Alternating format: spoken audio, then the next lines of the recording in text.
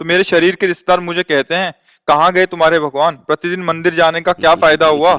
जब वो ऐसा कुछ भगवान के विषय में बोलते तो मुझे बहुत गुस्सा आता है महाराज जी, मेरा मार्गदर्शन करें।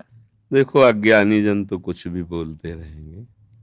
अभी मंदिर जाना या कुछ भी सत्कर्म करना नई खेती है, पर माल तो पुराना ही खाना पड़ेगा। अभी जो पूर्व स्टॉक है गोदाम में वही चलेगा। फसल आगे वाली जब आएगी तो उन जो भी प्रश्न करें कि मंदिर जाते हो तो क्या हुआ, तो किसान पहले खेती तैयार करता है, फिर बीज बोता है, फिर सिंचाई करता है, महीनों सेवा करता है, खूब पैसे लगाकर उसे बल प्रदान करता है खेती को। फिर जाके जब राशि का समय आता है, जैसे निकल गया, अब 1 मन गेहूं बोने वाला 60 मन गेहूं उसी से काट रहा है।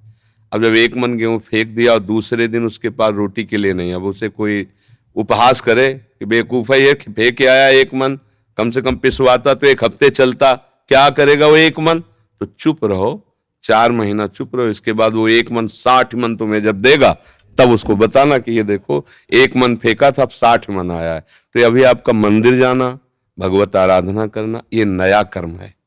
ये जब फलीभूत होगा तब तक पता नहीं वो देखने वाले रहे कि ना रहे क्योंकि कोई भी खेती तत्काल नहीं होती ना। तो इसलिए बच्चा, ये सत्कार्य है। सत्कार्य कभी व्यर्थ नहीं होता। जब असत कार्य नहीं बिना दंड दिए रहता, तो सत्कार्य तुम्हें मंगल किए बिना कैसे रह सकता है। हाँ, ये जरूर है कि पूर्व जन्म के हमारे कुछ ऐसे कर्म हैं जो हमें भोगने ही पड़ेंगे। हाँ, तो इसमें कभी भगवान पे अश्रद्धा न करे।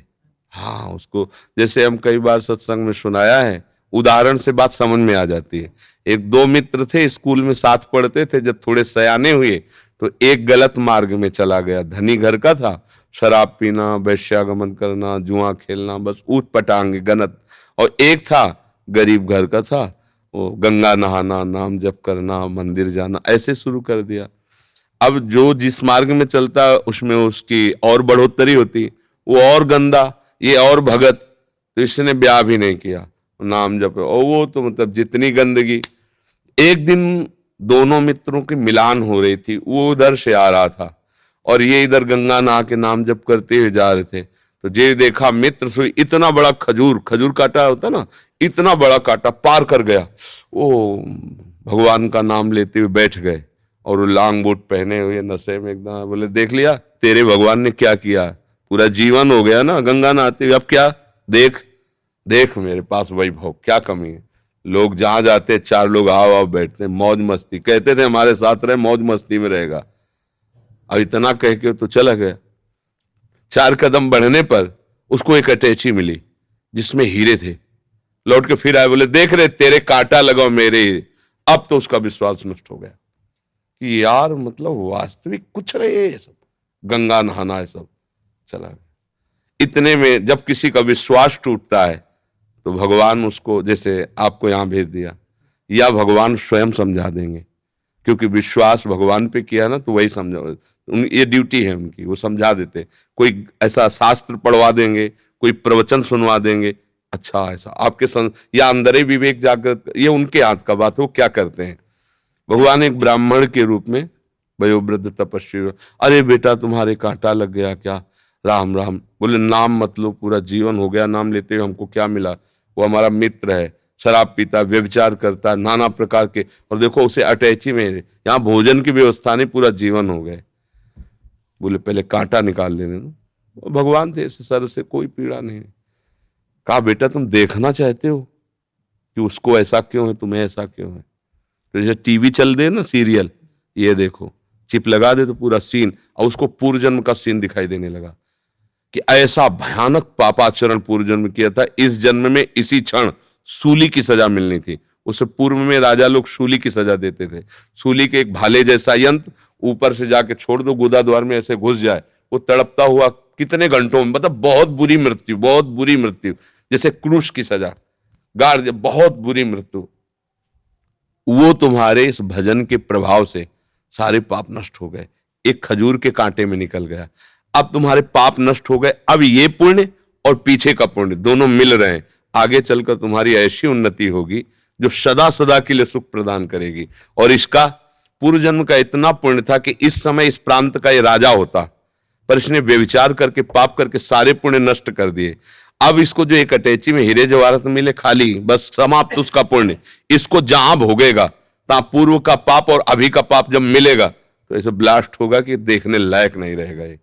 अब उसको विश्वास हुआ कि हाँ ये बात, बोले तो कभी हम नहीं छोड़ेंगे भजन। बोले हाँ, भजन व्यर्थ नहीं होता। वर्तमान में देखा जाता है कि सत्य से चलने वाला, भजन करने वाला दुखी हो सकता है, और गंदा आचरण करने वाला बढ़िया। पर ध्यान रखना, वो बढ़िया तब तक है जब उसका पूर्व का पुण्य चल रहा है। जहां वो खत्म हुआ फिर देख लेना क्या बढ़िया है। हमने कई बार सत्संग में भी बताया कि एक पूर्व आश्रम में जब हम थे तो वहां आते थे ठाकुर राघवेंद्र सिंह, थे भी ऐसे ही एकदम 20 आदमी राइफल लिए उनके पीछे चले। जब जैसा मन आया जिसको जूते से पिटवा दिया, जिसकी माई बहन की तरफ गंदी दृष्टि उठवा लिया। और उनका भाई सुरेंद्र राक्षस समझो, ये मतलब कोई कथा नहीं कह रहे, घटना। हंसिया से काट देता, बड़े बड़ों को चीर, और बड़े बड़े अधिकारी वो जमींदार उनके यहां मतलब महल बना हुआ, आज भी महल बना हुआ उनका। समय जब गिरा तो बड़े वाले को एड्स, राघवेंद्र सिंह को। अब मुंह छुपाए, कानपुर में दवाइयां चल, वो मरा। जे मरा तो विरोधी जनों ने चील की तरह छोटे वाले को नोच डाला, वो मरा। अब सारी जागीर में केवल बहुएं, वो भी खेत नहीं जुत सकते क्योंकि हजारों को पीड़ा दी थी ना। परती पड़े, परती माने कोई जमीन में अन्न नहीं उपजा सकता, खाने को दुर्लभ है, कोठी में रहते हैं, कोई सहयोग करने आ गए ना। रावण की खोपड़ी को जब बंदर लात मारते थे ना, कटी हुई खोपड़ी, तो मंदोदरी रो के कह रही थी, राम विमुखस हाल तुम्हारा और रहा न कोकुल रोवन। एक समय था कि जब चलता था रावण तो पृथ्वी कांपती थी, दिग्गज चिकाड़ते थे। वही भगवान के विमुख जब हुआ तो लात मारते थे खोपड़ियों, फुटबॉल की तरह रावण की खोपड़ियां। हाँ, राम विमुख हाल। तो हम लोग क्या वर्तमान को देख करके अंजाद लगा लेते हैं गलत है या सही। वर्तमान में सही चल रहा है पर बार बार उसको धोखा खाना पड़ रहा है तो लगता है सही कहां है, गलत चल रहा है। और वर्तमान में गलत चल रहा है, बार बार उसकी प्रोग्रेस, उन्नति होती चली जा रही, ये मार्ग सही नहीं, नहीं भूल नहीं। सत मार्ग कभी गलत नहीं हो सकता और गलत मार्ग कभी सत्य नहीं हो सकता, और सत्य की कभी पराजय नहीं है। थोड़े दिन देखो, पांडवों को वनवास हुआ लेकिन हस्तिनापुर का चक्रवर्ती सम्राट का अभिषेक महाराज युधिष्ठिर को ही हुआ, काट के फेंक देंगे पूरा परिवार कौरवों का, है ना।